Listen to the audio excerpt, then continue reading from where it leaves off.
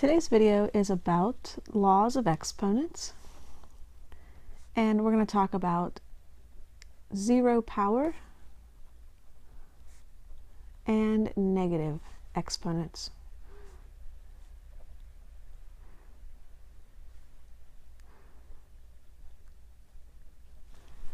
We'll start with the zero powers.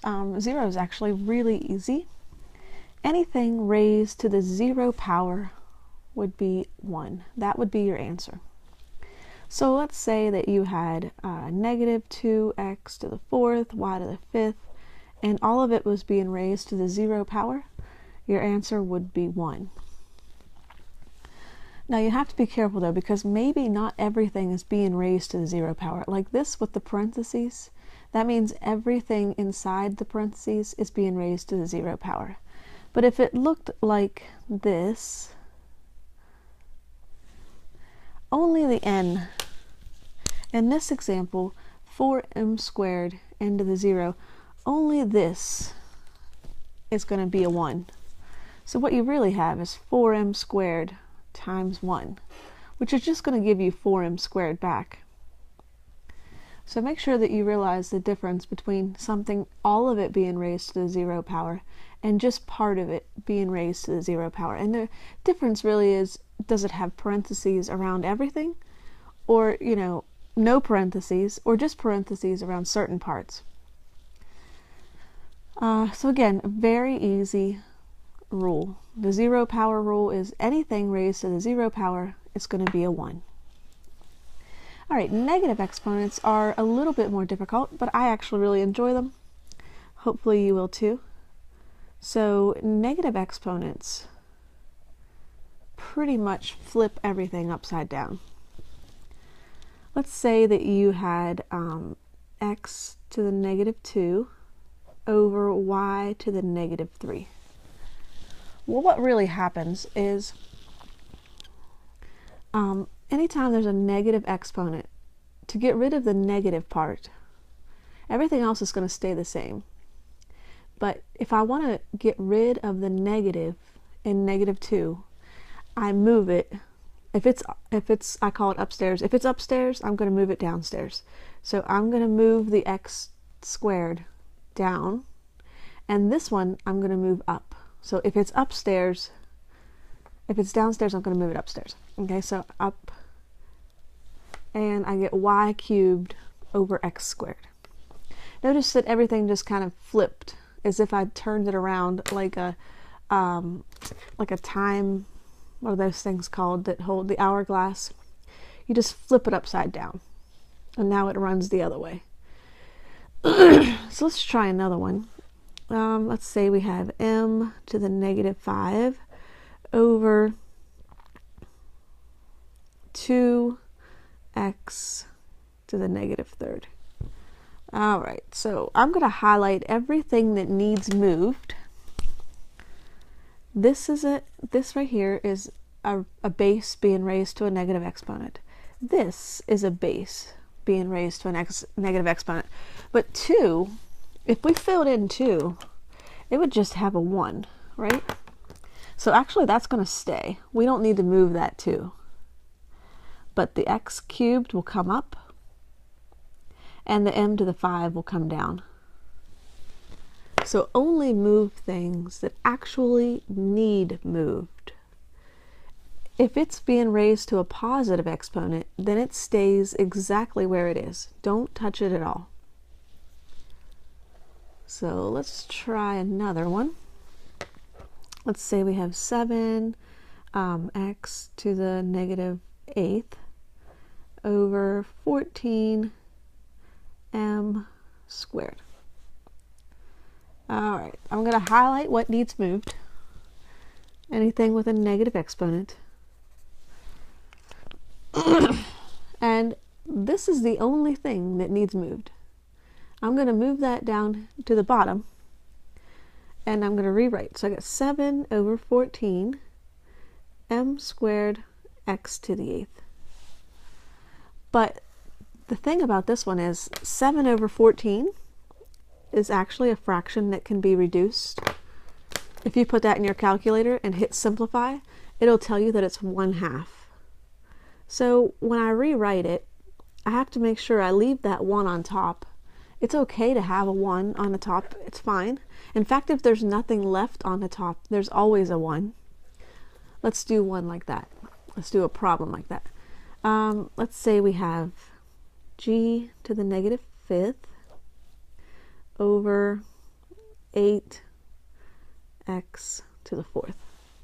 All right, so the g to the negative 5th is going to get moved, but everything else is going to stay where it is because nothing else is being raised to a negative exponent.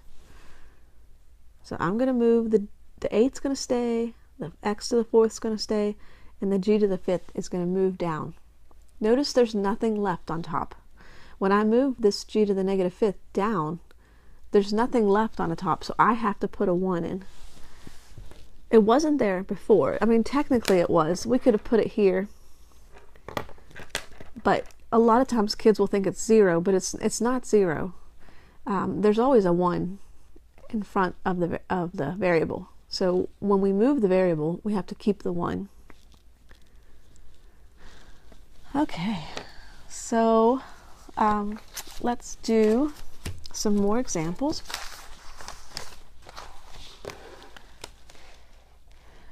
When you're given a number raised to a negative exponent, let's say it's 5 to the negative 2, and that's it. That's all your problem looks like. You might think, well, what am I supposed to do with that? Well, technically, it's always over 1. Any fraction can be written over 1. So what you're going to do is you're going to pick up this 5 to the negative 2nd, and you're going to move it to the bottom. So now it's going to be like this. But there's nothing left on the top. But technically, again, there's always a 1. So this is going to be where we are now. And then we also need to figure out what 5 squared is. Well, 5 squared is nothing more than 5 times 5. And 5 times 5 is 25. So my final answer would be 1 over 25. So take a look at what we did. There wasn't anything else except for a number being raised to a negative power. We pick that up and we move it down. When we move it down, it loses its negative. Other than that, it does not change at all. It was 5 squared up here, it's 5 squared down here.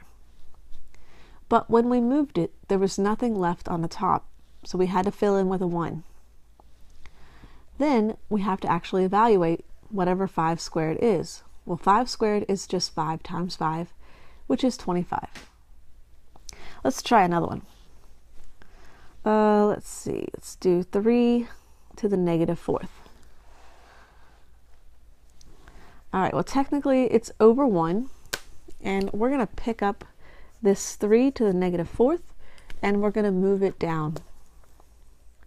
And once we do that, it's going to change to be a positive, but technically there's still a 1 on the top. There's always a 1 either on the bottom or on the top of every fraction. And then now we have to figure out what 3 to the 4th really is. Well, that's 3 times 3 times 3 times 3. Notice there's 4 3's, which is what this says. So I have to actually think. 3 times 3 is 9, and 3 times 3 is 9, and then 9 times 9 is 81. So 3 to the 4th power would be 81. And again, you could always use your calculator. So my final answer would be 1 over 81. Let's do a negative. Let's say we had negative 2 raised to the negative 5th power. All right. Okay, let's put it over 1 first. We're going to pick all of this up and move it to the bottom. But we got to be careful. When you pick this up and move it to the bottom, the only thing that loses its negative is the exponent. The base will stay negative. So it will still be negative 2 but now it'll be raised to the positive fifth power. Notice that the only thing that we lost was the negative in the exponent. And then we're going to keep a 1 on top. And now I have to figure out what negative 2 times negative 2 times negative 2 times negative 2 times negative 2 is. So I have 5 negative 2's that I'm multiplying together. Well, negative 2 times negative 2 is 4, and negative 2 times negative 2 is 4, and then I'm going to bring down the other negative 2. So 4 times 4 is 16, and 16 times negative 2 is going to be negative 32. So my final answer is going to be 1 over negative 32. Let's review something. I'm going to rewrite this. The 1 over negative 32. You can, whoops, you can't see that. You can leave it like that, or you can rewrite it. You can move that negative up to the 1, and that's fine. Or you can move that negative out front, which is probably how they write it. All of these are completely the same thing.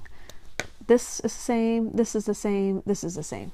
The only thing that you would do that would break it is if you put a negative on both the bottom and the top.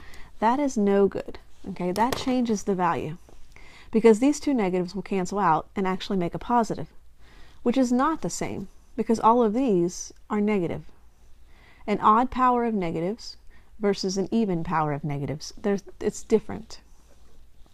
So just make sure that you realize this is not good, and all three of these are fine. So you can either keep the negative in the denominator, you can move it to the numerator, or you can move it out front of the fraction, and that is fine. Okay, the next video will be working out examples from 11.6.